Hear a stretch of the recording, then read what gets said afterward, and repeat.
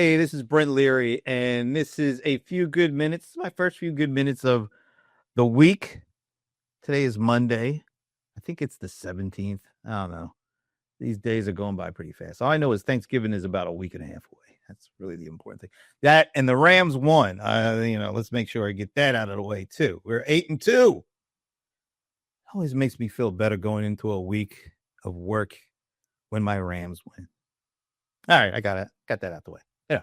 So get ready to talk to Taylor Backman, who is an evangelist over at Zoho, because Zoho is coming out with some really interesting news.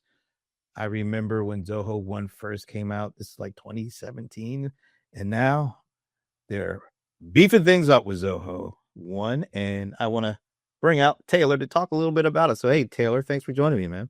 Hey, Brent, thanks for having me. Happy to be here. So you are right now up in Canada, aren't you? Yes, I am in Toronto. I was hoping when I would make it that it would be the, World Series champion Toronto Blue Jay City, but unfortunately, being a Bay Area guy, Northern California guy, it is a Dodger situation.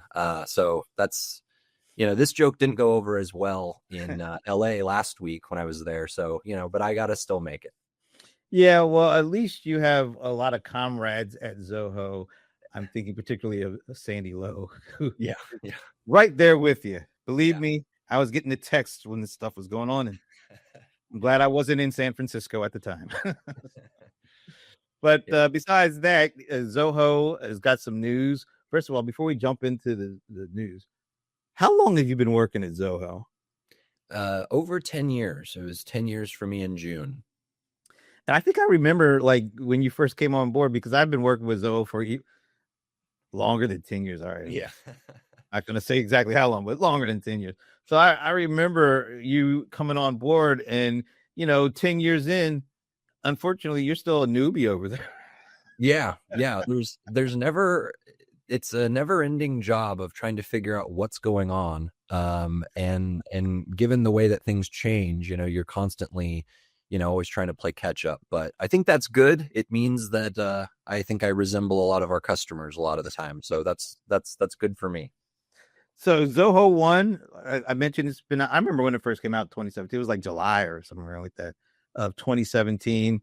And I don't know, I think it was like 30 or something apps at the time. Now I think you're up to 50 plus. I never want to give a specific number because every time I talk to somebody at Zoho, the number keeps inching up. So I know it's 50 plus. Yeah, that's what I do too, because it's the same reason. Yeah. I think I heard just today on a call 75,000 Zoho 1 customers or something like that.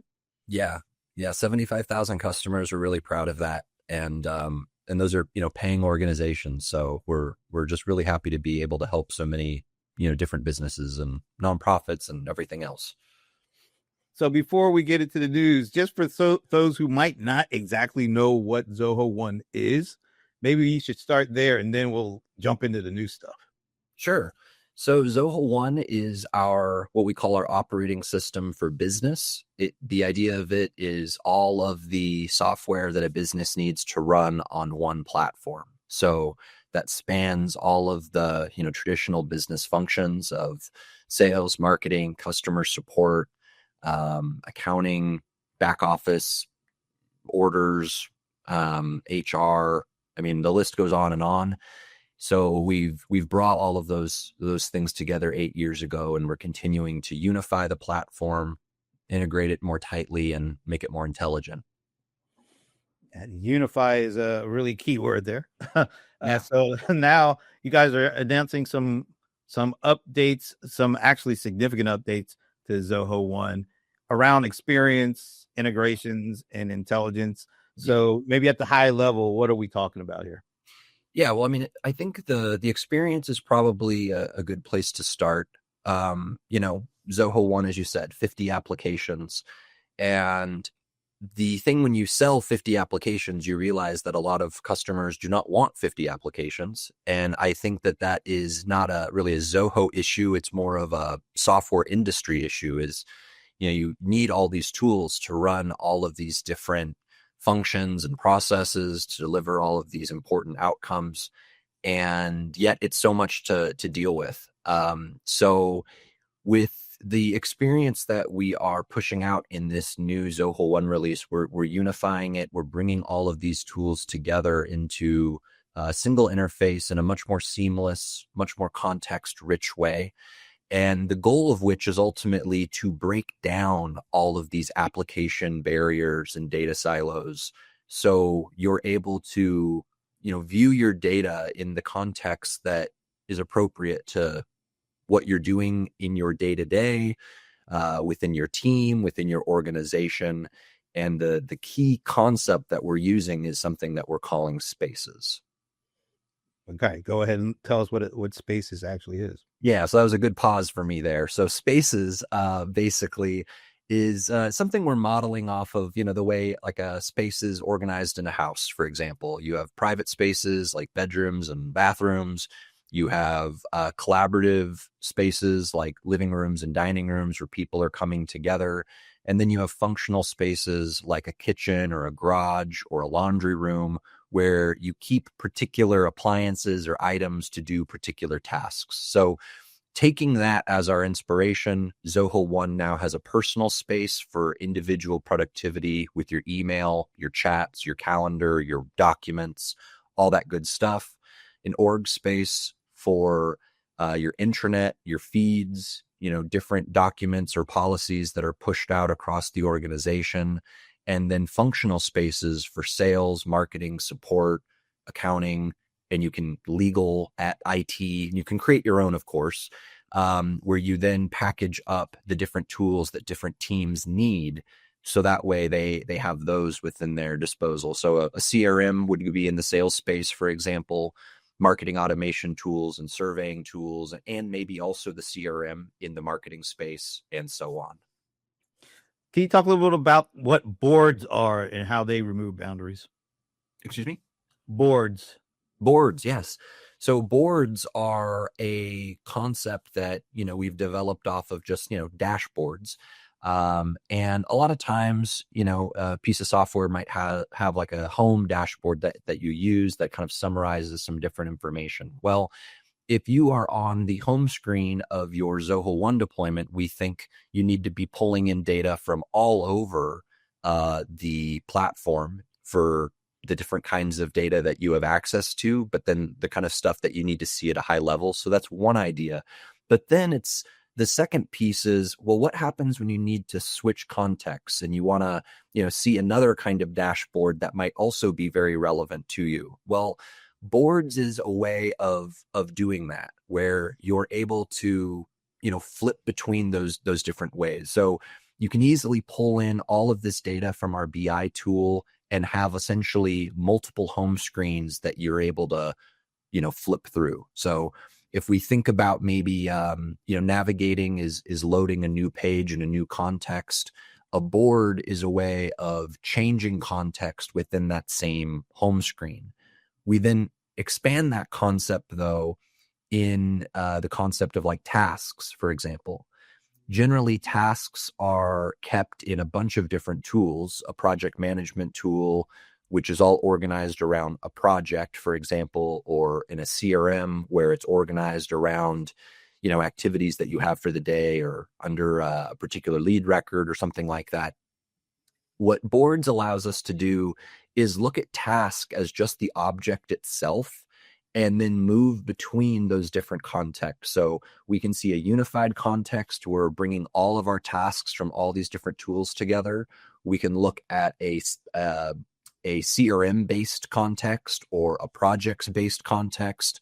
And it allows us to then break out of the application, right? Where we're not thinking about tasks always being subsumed under some application, but instead looking at tasks as its own lens to view it in all of its other, application places. So that's a good example of unified experience, but then also breaking down those application barriers.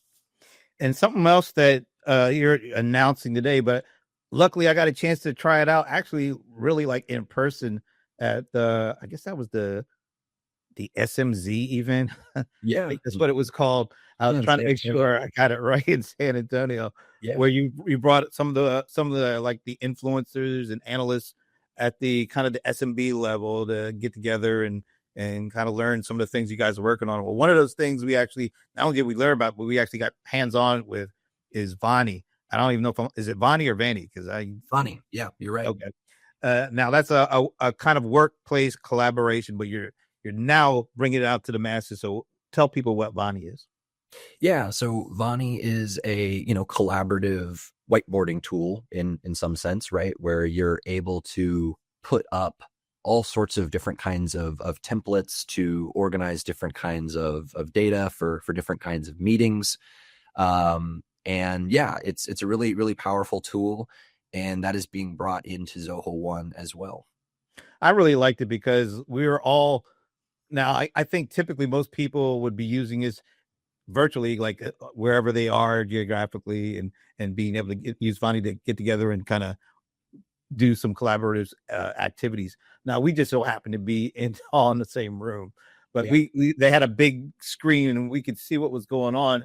It was really cool. You could see like when different people are writing and you could kind of tack on to what they're saying, and it really made it a much more of a richer experience for collaborative activities. And I think I was glad to see it's actually now coming to the masses because I think it was just a really cool little tool. Um, Yeah, yeah, totally. Yeah, it's I mean, I call it whiteboarding, but I mean, it's really kind of this kind of really, really flexible canvas, right? Where you have all sorts of different kinds of, shapes, boxes, objects, whatever that you want to lay out. So I mean, a daily stand-up meeting, for example, could easily be organized in Vani. A brainstorming session with what? I mean, how many people were there? A few dozen people yeah, collaboratively working on that all at once. yeah. Which everything is tiled out, and you have sections of boards that are pointing to other boards, and yeah, it's a really, really cool tool, and that's a great example of something that we want to be in Zoho One, and we want to then be able to tie into this experience. I mean, just in our spaces concept, right? Vani could be deployed in all of the different team spaces that it is being used in, for example, right? So the sales team has a Vani uh, account, basically, or the marketing team has one, etc. And not only is that tool able to be brought into Zoho One, but we would even, pretty soon we'll be able to then even have the individual canvases that teams use that are listed as like another tool or app or module, what have you, within that concept, so they can go directly to it, which again, it's breaking down the application boundary and getting people to the things they need to actually do their work. Yeah, it's like you're moving folks away from kind of the application centric approach that for better or worse that's what we had to deal with for Yeah. decades, but now you're getting away from the applications because I believe you said earlier nobody really wanted to have an application or they're trying to get stuff done. It just meant they had to go through like five applications that usually meant five different interfaces and all this. Now you're allowing them to get more into the kind of the platform centric Yeah. approach where it's more about you know doing a workflow or a process that does cross boundaries, and usually goes across applications. But now with this I guess this update is getting them to be able to actually be more naturally what they want to do as opposed to having to fit in the application to do what they need to do. Yeah. I mean, we talk about this all the time. I mean, especially in the context of, say, like a workflow, right? Or the way that things get automated and integrated, is businesses want to be able to impose their processes on software and have it modeled so that they can work in the ways they've decided is the most effective for them to do so, right? And yet, applications themselves impose a certain model and structure on the ways that users are going to have to interact with these different tools. And AI is proving to maybe be a pretty cool way to provide alternative interfaces or get around some of these limitations that applications themselves present.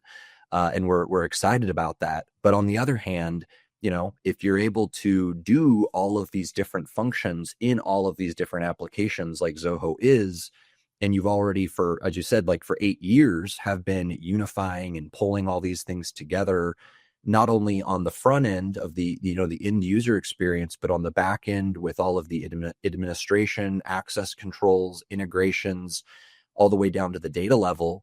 Now you can really start breaking out of those kind of sacrosanct and rigid legacy models. Yep. So let's talk about the integration aspect of this part. Yeah, totally. So the integration, integration is always really important, and it remains to be. Zoho, integrates with other Zoho apps out of the box. We integrate with third-party applications natively, and we have ways also of even helping to build and move data between third-party applications and other third-party applications. So we want to be as helpful and as flexible as possible on the integration level. And there's a few big integration kind of components that we're pushing out. And so the framework that we've been using to talk about this is, you have outcome-based integrations, which are about delivering some end result. And that's usually pretty standard in terms of a workflow. Like, we have a lead to cash workflow that we need, and the outcome is to convert this customer. So we've been doing automation in that context and many, many other business contexts like that for quite some time. But another cool example of an outcome at the Zoho One level is something that seems really simple, but is actually a really complicated problem. Deleting a user from a software deployment, right? If you think about using a whole bunch of different tools from a bunch of different vendors and somebody maybe leaves their job, it's going to take hours usually to deal with that reality, right? Which is changing over all those licenses, making sure that any data that they had is being assigned to some new person, making sure that there's no gap in a reporting hierarchy if they were doing approvals.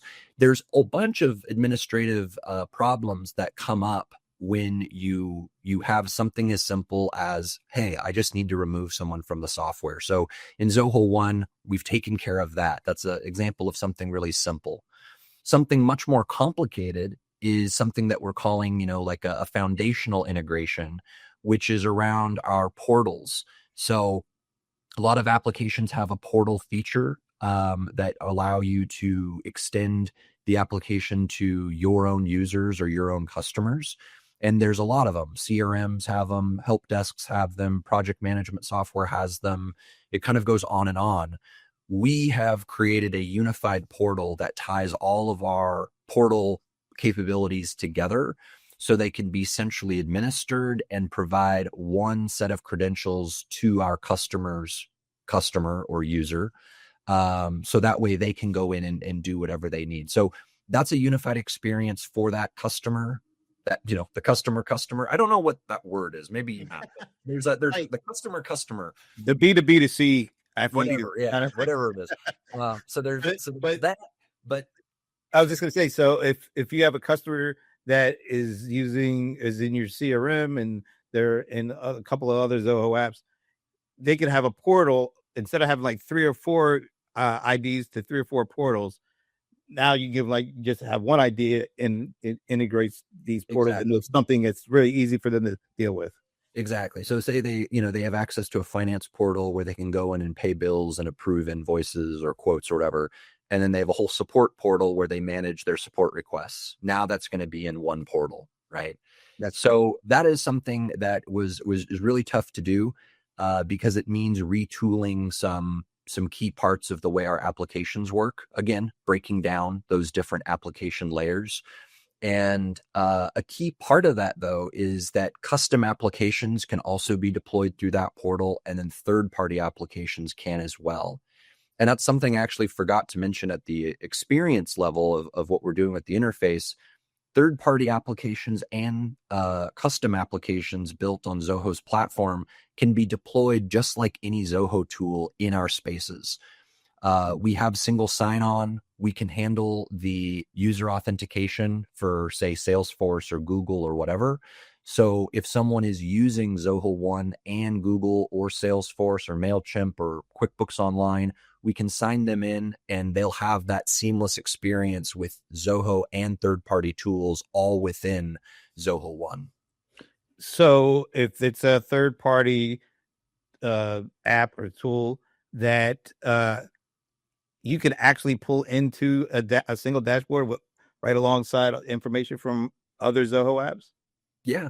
So we can deploy the tool just like any other Zoho tool. And then because of our BI capabilities with our BI platform called Zoho Analytics, we have connectors to third-party applications, no problem. So that boards concept I mentioned, we can pull in third-party data just as easily and display that on a home screen.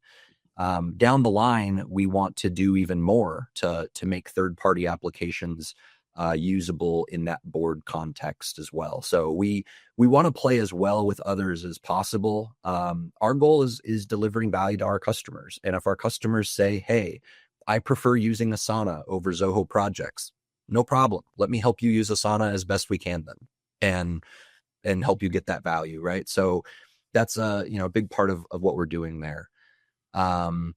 And even down to like domains, right? Domains are never a very fun thing to configure. But the way that we're handling them with the way we're integrating, we have one-click authentication with GoDaddy now, right? So if you need to verify your domain that's hosted in GoDaddy, one click and it's done. And then it's a single authentication that we can push across all of the Zoho tools.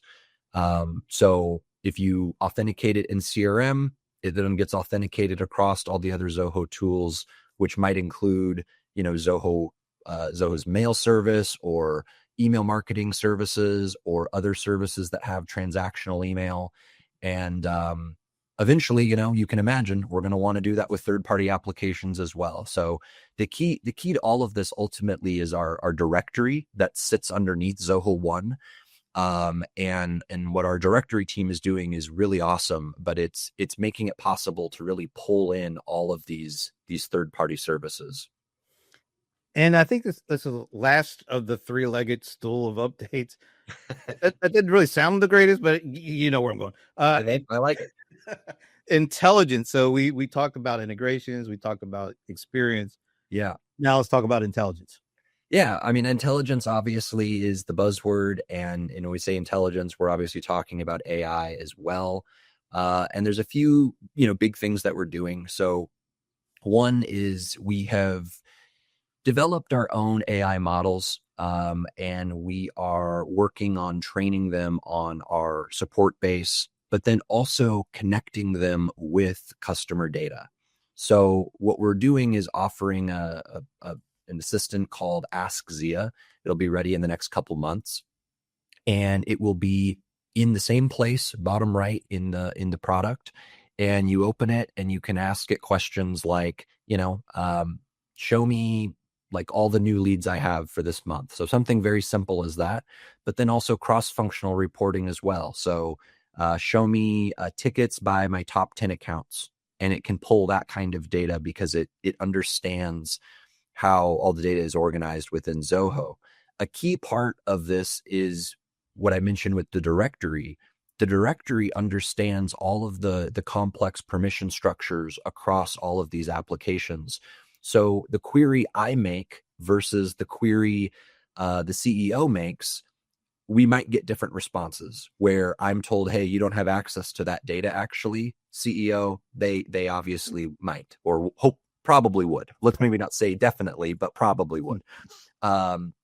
So it's one thing to be able to have the LLM that can, be that mode of communicating between computers and people. It's another thing to then go and find the data. It's a third thing to do cross-functional reporting. It's a fourth thing to then respect all of the permission structures that keep that data secure. So that's all being tied up. The second aspect of Ask Zia, though, is it's trained on the entire Zoho knowledge base as well. So aside from asking questions about the data, you can ask questions about the tools and how to use the tools better as well. And that forms a really nice 1-2 punch. Crucially, though, Ask Zia. It's a button that's right next to a button to contact support. We're investing heavily in support at Zoho and in the United States as well. We do not feel that AI is a replacement for human to human support experiences. We want to provide a tool that can hopefully answer a question quickly, but we want to continue to invest heavily in our support people because they're awesome. And frankly, they can do things that computers can't do and seem actually quite bad at. So we're happy to have them. This is great. Could you just, I don't know if you could come up with something, an example off the top of your head, but I really love the way you're talking about the employees and wanting to not use this stuff to kind of get rid of employees, but to let the AI actually help the employees. And that really hit me right here because I believe it when anybody from Zoho says that. And believe me, I speak to a lot of different companies, and I do not get that feeling when it comes to how AI is being positioned. So why is it so important for you guys to make sure that is one of those things up front that you want to have happen, especially at Zoho, but maybe even help your customers feel the same way and do the same kind of things? Totally. A simple example, you're a small business owner. You are trying to build out a new marketing program. You're using marketing tools that you've never used before. You're stuck. You've sunk a lot of time into this. You're frustrated. You really need some help, right? Or you're a professional working in a large marketing department and your boss is breathing down your neck because we need to get this thing out to hit this, quarterly project to make sure we hit our results that get reported up the ladder. You really need to do this, right? Do we really just want it to be an AI LLM that we reach out to? Does it really understand the problem that we're feeling emotionally, the difficult, the pain that we're in? First and foremost, good support is just the ability to say, "Hey, I understand this. This sucks, and let me help you." Right? And that's something that even if you have a really really smart LLM or really smart AI, it can't do that. And that's the thing I think that we 100% want to invest in, and we think is super important because engineers like to try to model and automate the world, but you can't remove that fundamental human connection, and that's what we want. Our goal at Zoho is building software to power other people's works, right? Our life work power, or your life's work powered by our life's work. It's on our website, right? That it'd be very strange if all of a sudden we don't want to talk to you, right? So it kind of just flows naturally. It's we still want to be able to help you. We still want to answer your call, and we still want to thank you for being our customer. I think you might think that that's not a big part of what you're talking about as you roll out these latest Zoho One update. I think it's a tremendously important part. Because and it's because not only the way you said it, but I could tell. It was so kind of matter of fact. And I'm here to tell you, a lot of companies are not talking like that. So I just needed to pull up and hear you expand a little on that. Just even if it's just for me. I don't think it's just for me, but it just felt really good to hear a vendor say that. All right. I'm glad to hear that. Yeah, that's good. So who exactly do you think will benefit the most from what's going on here? Is it just the upper, the bigger enterprises, or is it like mid-market and up, or a small bit? Who will actually be able to benefit from some of these things you're doing here?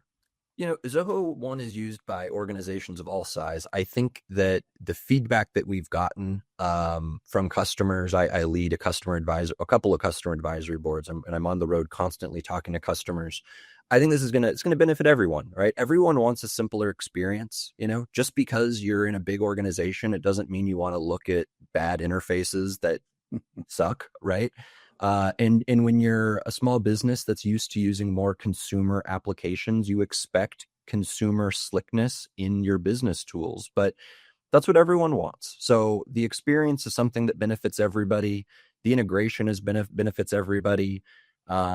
Deep directory services where we're doing things like, um, Wi-Fi authentication and printer authentication. I think that's definitely a bit more enterprisey. Bring your own key encryption, something we're offering now. So you can, get your key from your key manager like Google or Amazon, bring it to Zoho and use your own encryption key to encrypt your data at rest for individual Zoho services. A lot of small businesses aren't asking for that, but enterprises are. So they're certainly going to benefit more from that. But making it easy to contact support, making it easy to understand what you need from your data. These are things that every business needs, and that's why we're really excited to be taking it up. Taylor Backman from Zoho talking about the newest release of Zoho 1. Taylor, where can people go to find out more about it? Zoho.com/one is the Zoho One website, and we'll have more information that's going up there. And that's just also the best place to just learn about the product generally.